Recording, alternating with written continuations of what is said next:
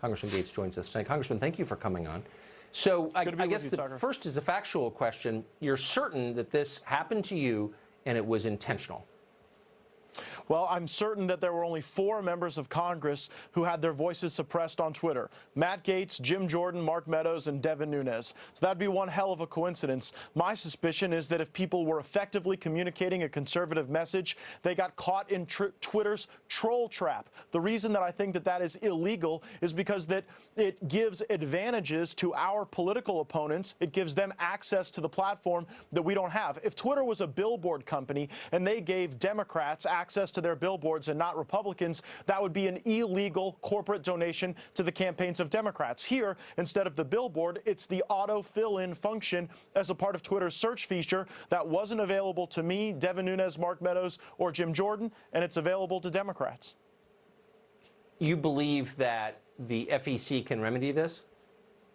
They absolutely can institute fines, just like they could institute fines and punishment against any company that illegally makes a corporate donation to a political campaign. Here, the corporate donation is allowing Democrats and the people running against me specifically to have access to elements of the search feature that I didn't have access to. And why, Tucker? Why?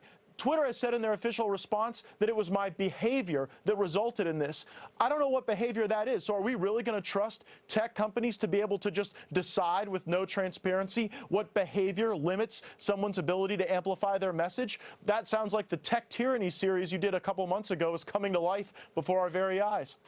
Well, it clearly is, and Twitter is a fairly small player in this world. It's a failing company anyway. Google dominates all of tech, and in fact, it's the portal through which almost all human information flows. So if Google were to hold things back in search or put its thumb on the scale in any way, they could have a huge effect on our society.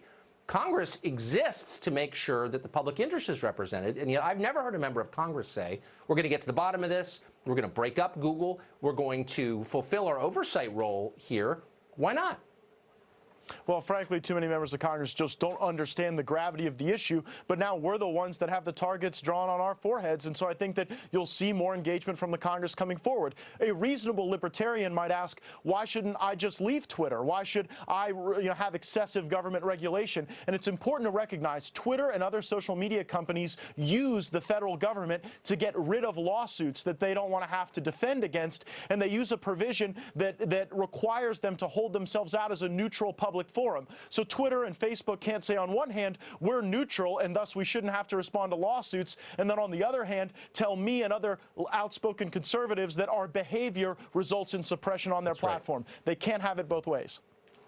Well, Google has a monopoly, as does YouTube, and they routinely suppress political views they don't agree with, and the Congress does absolutely nothing about it.